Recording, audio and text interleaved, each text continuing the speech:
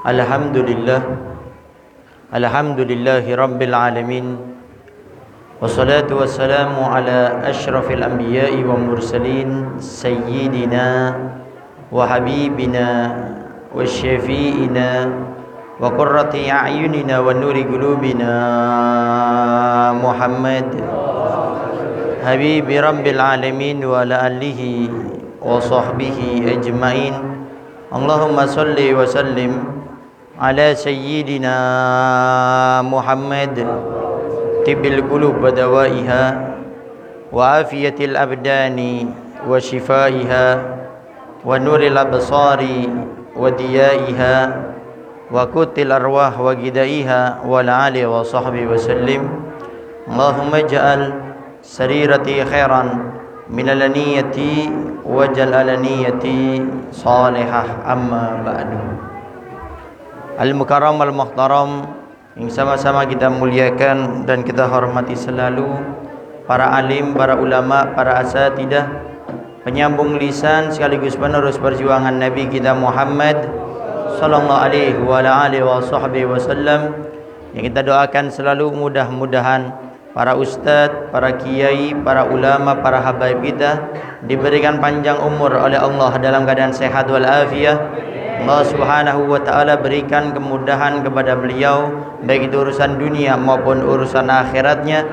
Allah subhanahu wa ta'ala jauhkan beliau-beliau semuanya daripada fitnah yang terjadi di akhir zaman ini, insyaallah. Amin, amin ya rabbal.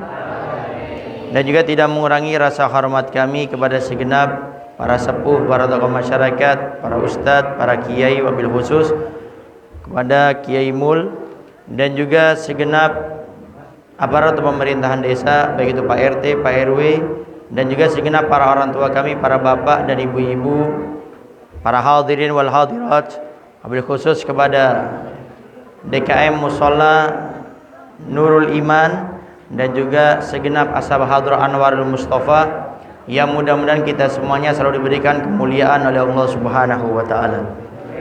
Alhamdulillah, pada malam hari ini kita diberikan izin oleh Allah Subhanahu wa taala untuk berkumpul di tempat ini untuk sama-sama kita belajar ilmu agama. Belajar ilmu agama ini, Pak Bu, adalah sesuatu yang penting. Lebih penting daripada kita sekedar mencari dunia. Lebih penting daripada kita mencari pangkat, jabatan dan tahta. Kenapa?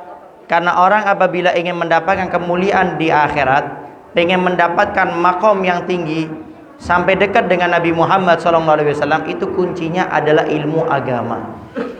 Makanya kalau kita pernah baca satu kitab yang bernama kitab Ta'lim Muta'allim, itu di dalam kitab tersebut di muqaddimahnya, di awal Imam Az-Zarnuji mengatakan syurifal ilmu li'annahu wasilatan ila taqwa. Ilmu itu menjadi mulia karena ilmu menjadi perantara orang menuju kepada ketakwaan kepada Allah Subhanahu wa taala.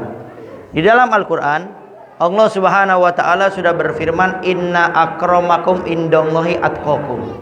Yang paling mulia di antara kalian adalah yang paling bertakwa. Ustadz, kiai, ulama tidak mengamalkan ilmunya, dia akan direndahkan oleh Allah. Seorang yang kaya, dia tidak loman, dia tidak dermawan dengan hartanya, akan direndahkan oleh Allah. Orang punya pangkat, jabatan, tahta, tapi dia tidak gunakan dengan adil, Allah akan rendahkan dia. Sehingga yang paling mulia, kata Allah, yang paling bertakwa. Takwa itu adalah konsisten melaksanakan semua perintah Allah dan meninggalkan segala sesuatu yang dilarang oleh Allah Subhanahu wa taala. Ini ketakwaan. Allah sudah katakan yang paling mulia, yang paling tinggi derajatnya, paling tinggi kemuliaannya di hari kiamat yang bertakwa. Sehingga orang kalau tidak bertakwa jangan harap akan dimasukkan ke surga oleh Allah Subhanahu wa taala. Dan ternyata ketakwaan yang sudah Allah spesialkan seperti ini tidak akan didapatkan kepada seorang kecuali orang tersebut menjadi orang yang belajar ilmu agama. Makanya ulama kita mengatakan paling banyak orang itu masuk neraka itu bukan karena mereka bermaksiat, bukan juga karena mereka itu meninggalkan kewajiban kepada Allah Subhanahu wa taala, tetapi paling banyaknya orang masuk neraka karena mereka tidak mau belajar ilmu agama.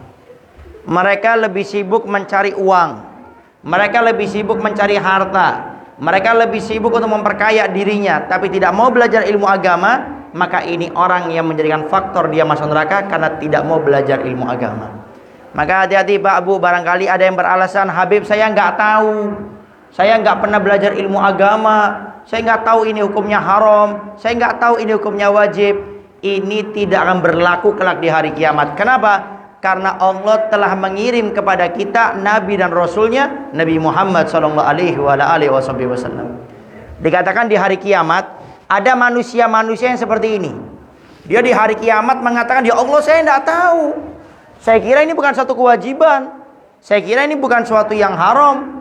Lalu Nabi Allah Subhanahu Wa Taala hadirkan mereka para Nabi, dihadirkan para Rasul untuk apa? Menjadi syahid, menjadi saksi di hari kiamat. Lalu Allah hadirkan para nabi dan para rasul, kemudian mereka mengatakan bahwasanya aku sudah diutus oleh Allah datang kepadamu memberi kabar basyiron gembira, memberi kabar nadhira ancaman, tapi kamu tidak mengelakkan. Engkau tidak mau ikut, engkau tidak mau apa yang aku telah perintahkan engkau lakukan, apa yang aku larang engkau tinggalkan, engkau tidak mau mengikuti semuanya. Maka bagi kamu sekarang adalah tuntutan dari Allah Subhanahu Wa Taala. Maka hati-hati Pak Bu, Ustadz, Kiai, ulama banyak di tempat kita. Jangan sampai entar kita di hari kiamat beralasan seperti itu. Saya tidak tahu Ustadz, saya kira bukan wajib, saya tidak tahu Pak Kiai, saya kira itu bukan haram. Ini tidak ada seperti ini. Lalu apa? Bagi mereka orang-orang yang memiliki ilmu agama, ini harus difahami. Ada orang cuma sekedar belajar ilmu agama tapi tidak dapat buah orang belajar ilmu agama. Buah orang belajar ilmu agama itu adalah memiliki khosyah, rasa takut kepada Allah Subhanahu Wa Taala. Sampai dikatakan oleh para ulama, al ilmu khosya kullu yu'rab bidzaka ahlu. Ilmu itu isinya semuanya menanamkan kita kepada rasa takut kepada Allah Subhanahu Wa Taala. Sehingga kalau ada orang hadir majelis taklim rasa takutnya tidak bertambah, itu tidak dapat ilmu agama dia. Orang hadir majelis taklim tapi keluar dari tempat ini ngomongin orang, nggak dapat ilmu agama. Dan ini faktornya karena orang datang majelis taklim tidak punya niat yang baik. Ada orang hadir majelis taklim karena ngikut-ngikut aja. Karena teman saya ada di situ, ya saya datang. Saya diundang, nggak enak kalau nggak datang, saya datang. Sehingga kalau niatnya tidak karena Allah, itu orang cuma datang ke majelis taklim, keluar nggak dapat apa-apa. Diampuni, iya oleh Allah. Mendapatkan makom, iya. Cuma perubahan dalam hidupnya nggak ada. Ini ada manusia-manusia seperti ini. Dia janji dari Allah dan Rasulnya dapat. Diangkat derajatnya, diampuni dosanya. Cuma perubahan dalam hidupnya itu tidak ada. Kenapa? Karena dia datang untuk belajar ilmu agama, tidak menanamkan niat-niat yang baik. Orang kalau belajar ilmu agama yang sungguhnya, dia akan memiliki rasa takut kepada Allah Subhanahu Wa Taala. Makanya dalam Al-Quran Allah firmankan, innama yakhshallaha min ibadihil ulama. Ulama itu orang yang paling takut sama Allah. Ulama itu siapa? Ulama itu orang yang punya ilmu agama. Makanya orang kalau sudah punya ilmu, hakikatnya dia makin bertakwa kepada Allah, makin takut kepada Allah. Dan faktor ini, rasa takut kepada Allah ini yang sudah hilang di antara kita kaum muslimin. Ini yang sudah hampir punah di antara kita kaum mukminin, rasa takut sama Allah. Kenapa ada orang berjualan curang, dia culas dengan jualannya. Orang beli sekilo, ditimbang sekilo, di bawahnya dikasih batu. Mulai curang dia nih. Ada orang jualan bilangnya kurmanya bagus, padahal kurmanya itu sebagian sudah ada yang rusak. Ada seorang pemimpin Pak RT tidak jujur dengan kekuasaannya karena tidak punya rasa takut sama Allah. Ada seorang ustadz, kiai, ulama mengajar, berdakwah, pasang tarif, sampai kadang-kadang memaksa. Kadang-kadang tidak jujur dengan fatwanya. Ini karena apa? Karena tidak punya rasa takut kepada Allah Subhanahu Wa Taala. Orang tua dengan anaknya yang perempuan nggak nutup aurat, masa bodoh teing, biarkan sudah. Anak laki-lakinya nggak sholat, biarkan. Anak laki-lakinya SMS-an, chattingan dengan laki-laki perempuan yang bukan mahramnya, tidak peduli. Ini terjadi karena orang tua tidak punya rasa takut sama Allah. Seorang anak berani ngangkat suara di hadapan orang tuanya, berani ngelawan sama orang tuanya. Kenapa? Seorang anak tidak punya rasa takut kepada Allah. Inilah yang hampir sirna, punah di antara kaum muslimin dan mukminin semuanya. Maka hati-hati. Ini rasa takut sama Allah ini solusi untuk kita hidup selamat dunia akhirat. Sekarang pertanyaannya, bagaimana cara kita menanamkan rasa takut kepada Allah Subhanahu Wa Taala? Kata para ulama ada 3 cara untuk menanamkan diri kita rasa takut kepada Allah Subhanahu Wa Taala. Yang pertama caranya adalah dengan kita selalu menyaksikan bahwasanya diri kita ini selalu dilihat oleh Allah Subhanahu wa taala. Ada orang bentar lagi masuk bulan Ramadan. Seorang suami kerja. Kemudian setelah itu dia karena capek, haus, lapar masuk ke warung yang remeng-remeng. Makan di sana. Setelah makan selesai kenyang pulang ke rumah. Ditanya sama si istri, "Bang, kenapa keringetan?" "Habis kerja." Padahal habis makan nasi hangat sama teh hangat. Kenapa dia berani berbohong? Dia tidak merasa bahwasanya dia dilihat oleh Allah. Istrinya nggak lihat, orang lain nggak tahu, tapi Allah menyaksikan dengan apa yang dia lakukan. Sehingga siapa yang bisa menghadirkan dalam dirinya, setiap saya melakukan kejelekan Allah selalu melihat saya, maka dia akan terjaga daripada yang namanya kemaksiatan. Yang kedua, cara menanamkan rasa takut kepada Allah Subhanahu wa taala, bagaimana kita selalu mengingat kematian. Coba kalau ada orang mau ninggalin sholat, dia ingat kalau saya dicabut pada hari ini, bagaimana saya di kuburan, bagaimana saya di akhirat. Kata Nabi, satu sholat yang ditinggalkan seorang hamba, dia masuk usia balik, ditinggalkan satu sholat, dia tidak qadha sampai ajal menyebut nyawanya. Kata Nabi, tempat orang itu di neraka, tidak pakai dihisab, langsung masuk neraka. Coba kalau seorang hamba kita semuanya takut dengan yang namanya kematian, kita nggak bakal berani meninggalkan sholat. Atau kita mau berbuat dolim sama orang lain gak berani. Kenapa? Karena kalau saya mati, saya berbuat dolim, bagaimana keadaan saya di hari kiamat. Yang ketiga, cara menanamkan rasa takut kita kepada Allah Subhanahu wa taala adalah dengan kita mengingat setiap ucapan kita, perbuatan kita, sikap kita ada tanggung jawabnya di hari kiamat. Anda seorang mungkin punya kekuasaan. Anda seorang RT kah, RW kah, camat kah, lurah kah, kubu, bupati, wali kota, gubernur, menteri, presiden, siapapun Anda saat ini berkuasa. Anda orang kaya, punya harta. Anda seorang pejabat, punya jabatan. Sekarang cuma di dunia. Tapi tunggu, di hari kiamat semuanya tidak ada artinya. Semuanya hambanya Allah. Dan tak lagi itu semuanya akan disidang oleh Allah Subhanahu wa taala. Dalam surat Yasin yang biasanya malam Jumat kita baca, di ayat tersebut, surat tersebut Allah firmankan, "Al-yauma nakhtimu ala afwahihim wa tukallimuna aydihim wa tashhadu arjuluhum bima kanu yaksibun." Al-yauma, pada hari itu, yaitu hari kiamat, nakhtimu ala afwahihim, mulut-mulut mereka kami kunci semuanya, nggak bisa ngomong.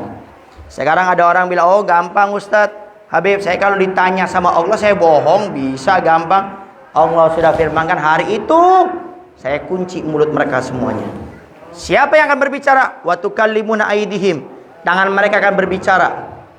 Kemudian wa tasuddu arjuluhum, kaki mereka semuanya akan bersaksi bima kanu yaksibun, dengan apa yang mereka lakukan. Maka hati-hati Pak Bu. Saat ini kita bertindak seenak kita, ingat di akhirnya kita akan dituntut oleh Allah Subhanahu wa taala.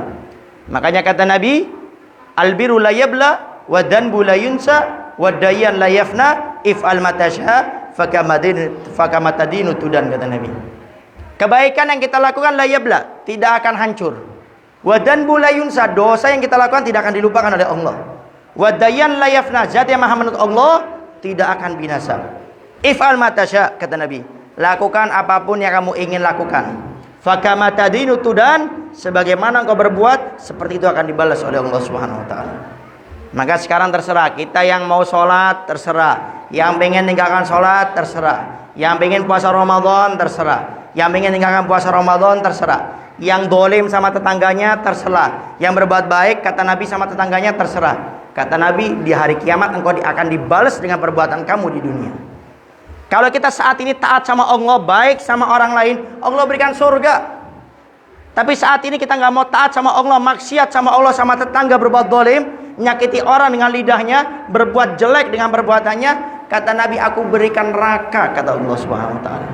Maka hati-hati Pak Bu, kalau kita ingin masuk surga, ayo kita bertobat kepada Allah, berdamai dengan Allah. Kalau punya salah sama manusia, minta maaf. Kalau punya utang, bayar. Jangan pura-pura bodoh kalau punya utang. Waktu minta utang aja, sampai nangis-nangis, sujud-sujud mungkin. Tapi waktu ditagih, pura-pura amnesia, pura-pura gila, pura-pura lupa. Hati-hati. Maka mulai saat ini, ayo kita berdamai dengan Allah, kita bertobat dengan Allah. Apalagi kita sekarang masuk bulan Rajab, maka lebih semangat lagi untuk menyambut bulan Ramadan. Perbaiki diri kita, dengan bertobat kepada Allah, dengan menanamkan rasa takut kepada Allah Subhanahu wa taala. Para hadirin wal hadirat yang dimuliakan oleh Allah Subhanahu wa taala, mungkin itu saja yang bisa Al-Fakir sampaikan. Kurang lebihnya Al-Fakir minta maaf. Mudah-mudahan Allah Subhanahu wa taala menjadikan kita semuanya hamba-hamba yang memiliki rasa takut kepada Allah Subhanahu wa taala, sehingga kita dijauhkan daripada maksiat, kita selalu diistiqomahkan melakukan kebaikan sampai kita meninggal dunia semuanya dalam keadaan husnul khatimah. Amin. Amin ya rabbal alamin. Itu saja yang bisa Al-Fakir sampaikan. Kurang lebihnya Al-Fakir minta maaf. Wassalamualaikum warahmatullahi wabarakatuh.